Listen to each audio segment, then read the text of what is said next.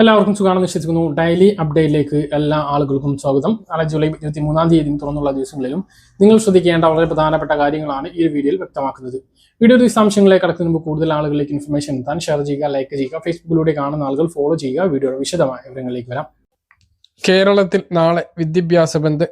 സംസ്ഥാന വ്യാപകമായി വിദ്യാഭ്യാസ ബന്ദിന് ആഹ്വാനം ചെയ്തിരിക്കുകയാണ് KSU. നീറ്റ് ക്രമക്കേടിനെ ചോദ്യം ചെയ്ത് സമരം ചെയ്ത വിദ്യാർത്ഥികളെ തല്ലിച്ചതച്ചതിലും രാഹുൽ ഗാന്ധി അടക്കമുള്ള MP-മാരെ കയ്യേറ്റം ചെയ്തതിലും പ്രതിഷേധിച്ചാണ് നാളെ വിദ്യാഭ്യാസ ബന്ദ്. സംസ്ഥാനത്തെ കോളേജ് ക്യാമ്പസുകളിൽ മോദിയുടെ കോലം കത്തിച്ച് പ്രതിഷേധിക്കാനും ക്ലാസുകൾ ബഹിഷ്കരിക്കാനും KSU ആഹ്വാനം ചെയ്തു. ഭരണകൂട ഭീകരക്കെതിരെയാണ് വിദ്യാഭ്യാസ ബന്ദ് എന്ന് KSU വ്യക്തമാക്കി. KSUവിന് പുറമെ ഡൽഹിയിൽ വിദ്യാർത്ഥി പ്രതിഷേധത്തിന് നേരെയുണ്ടായ പോലീസ് നടപടിയിൽ പ്രതിഷേധിച്ച് ജൂലൈ 24-ന് SFIയും അഖിലേന്ത്യാ പണിമുടക്കിന് ആഹ്വാനം ചെയ്തിരിക്കുകയാണ്.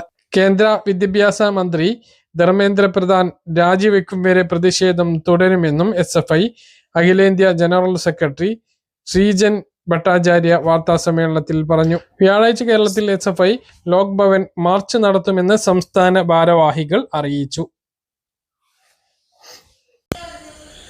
സാമൂഹ്യ സുരക്ഷാ പെൻഷൻ നൽകാനായി കഴിഞ്ഞ സർക്കാർ രൂപീകരിച്ച സഹകരണ സംഘങ്ങളുടെ കൺസോർഷ്യം പിരിച്ചുവിട്ട് സഹകരണ വകുപ്പ് ഉത്തരവിറക്കി.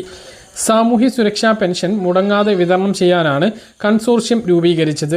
സഹകരണ സംഘങ്ങളിൽ നിന്നും വായ്പ എടുത്തുകൊണ്ടാണ് കൺസോർഷ്യം പണം കണ്ടെത്തിയിരുന്നത്. സഹകരണ സംഘങ്ങളിൽ നിന്നും നിക്ഷേപത്തിന് സർക്കാർ ഗ്യാരണ്ടി നൽകിയിരുന്നു. സാമൂഹ്യ സുരക്ഷാ പെൻഷന് സർക്കാർ ഫണ്ട് അനുവദിക്കുമ്പോൾ ഈ തുക തിരികെ നൽകുന്നതായിരുന്നു രീതി. 3000 കോടി രൂപയിലധികം സമാഹരിക്കാനാണ് ലക്ഷ്യമിട്ടത്. 2026 മാർച്ച് 31 വരെ 1125.12 കോടി രൂപ വായ്പയായി സ്വരൂപിച്ചിട്ടുണ്ട്.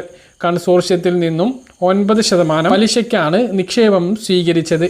എന്നാൽ സർക്കാരിൽ നിന്നും തുക തിരികെ ലഭിക്കാൻ കാലതാമസം നേരിടുന്നതായി സഹകരണ സംഘങ്ങൾ പരാതിപ്പെട്ടിരുന്നു. UDFന്റെ രാഷ്ട്രീയ നയത്തിൻ്റെ ഭാഗമായിട്ടാണ് കൺസോർഷ്യം പിരിച്ചുവിടുന്നത്. UDF നേതൃത്വം നൽകുന്ന സഹകരണ സംഘങ്ങളുടെ നേതൃത്വത്തിൽ പുതിയ കൺസോർഷ്യം രൂപീകരിക്കാനുള്ള ചർച്ചകളും നടക്കുന്നുണ്ട്. കൺസോർഷ്യം ഉടനെ രൂപീകരിക്കുമെന്ന് സഹകരണ മന്ത്രിയുടെ ഓഫീസ് അറിയിച്ചിട്ടുണ്ട്. ക്ഷേമ പെൻഷൻ ഈ മാസത്തേത് വിതരണത്തിന് തയ്യാറെടുക്കുകയാണ്. ഈ മാസം 24, 25 തീയതികളിലേക്കായി ജൂലൈ മാസത്തെ പെൻഷൻ എത്തിച്ചേരുന്നതാണ്. ബാങ്ക് അക്കൗണ്ടുകളിലെ വിതരണം കഴിഞ്ഞാൽ അടുത്ത മാസം ആദ്യത്തോടു കൂടി തന്നെ കയ്യിലും പെൻഷൻ വിതരണം പൂർത്തീകരിക്കുന്നതാണ്. ഈ പെൻഷൻ വിതരണം കഴിഞ്ഞ് പിന്നെ ഒരു മാസത്തെ സാവകാശമൊന്നും ഉണ്ടാകില്ല. അതിനുള്ളിൽ തന്നെ ഓണപ്പെൻഷൻ ലഭിക്കും എന്നുള്ളതാണ്. 2 മാസത്തെ ഉണ്ടാകും എന്നാണ് പ്രതീക്ഷിക്കുന്നത്.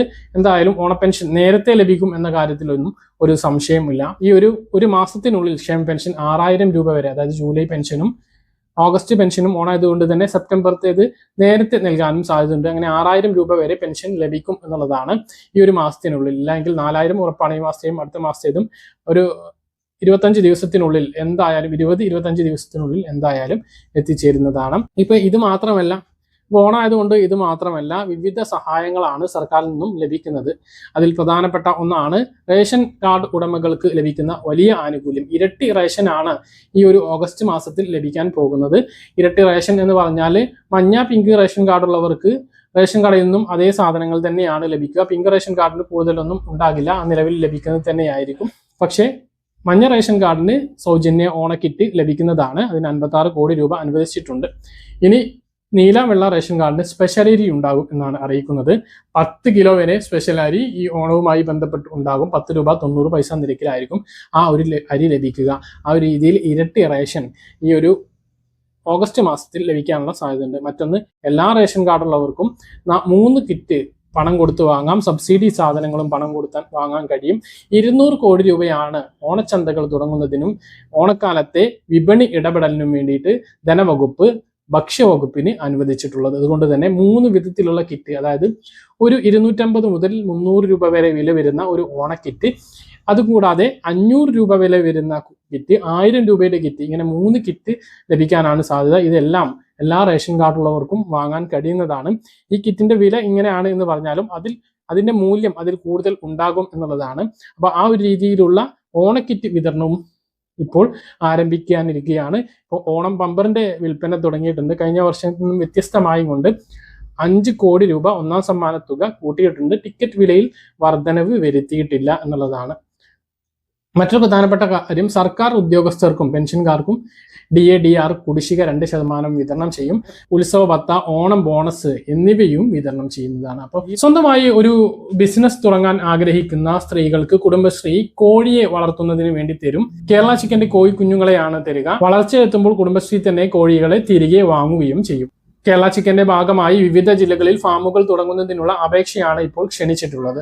കുടുംബശ്രീ അംഗങ്ങൾക്കും ഓക്സിലറി ഗ്രൂപ്പുകൾക്കുമാണ് അപേക്ഷ സമർപ്പിക്കാൻ കഴിയുക. സ്ഥല സൗകര്യം വേണം. ഒരു കോഴിക്ക് 1.2 ചതുരശ്ര അടി എന്നുള്ള നിലയ്ക്ക് 1000 മുതൽ 10,000 കോഴികളെ വരെ ഉൾക്കൊള്ളാൻ കഴിയുന്ന അത്ര വലിപ്പത്തിലുള്ള ഫാമുകൾ ഉള്ളവർക്കാണ് അപേക്ഷിക്കാൻ കഴിയുക. തെരഞ്ഞെടുക്കപ്പെടുന്ന കർഷകർക്ക് ഒരു ദിവസം പ്രായമായ കുട്ടികളെ വളർത്താൻ ആവശ്യമായിട്ടുള്ള തീറ്റയും Kudumbashree broiler farmers producer association നൽകുന്നതാണ്. വളർച്ച എത്തിയിട്ടുള്ള കോഴികളെ ഈ കമ്പനി തന്നെ തിരിച്ചു വാങ്ങി പണവും നൽകുന്നതാണ്. www.keralachicken.org.in എന്ന വെബ്സൈറ്റിൽ നിന്നും അപേക്ഷാ ഫോം ഡൗൺലോഡ് ചെയ്യാവുന്നതാണ്. കൂടുതൽ വിവരങ്ങൾക്ക് എല്ലാ ജില്ലകളിലും പ്രവർത്തിക്കുന്ന കുടുംബശ്രീ മിഷൻ ഓഫീസ് അല്ലെങ്കിൽ CDS ഓഫീസുമായിട്ട് ബന്ധപ്പെടാം. 0471 244 8144 എന്ന നമ്പറിലും ഇതുമായി ബന്ധപ്പെട്ട സംശയങ്ങൾക്ക് വിളിക്കാവുന്നതാണ്. പറഞ്ഞ കാര്യങ്ങൾ കൃത്യമായി മനസ്സിലാണെന്ന് കരുതുന്നു. ഇതുപോലെ ഇൻഫർമേഷൻ ലഭിക്കാൻ ചാനൽ സബ്സ്ക്രൈബ് ചെയ്യുക, ബെൽ ഐക്കൺ എനേബിൾ ചെയ്ത് നോക്കുക. മറ്റൊരു വീഡിയോയുമായി നമുക്ക് വീണ്ടും കാണാം.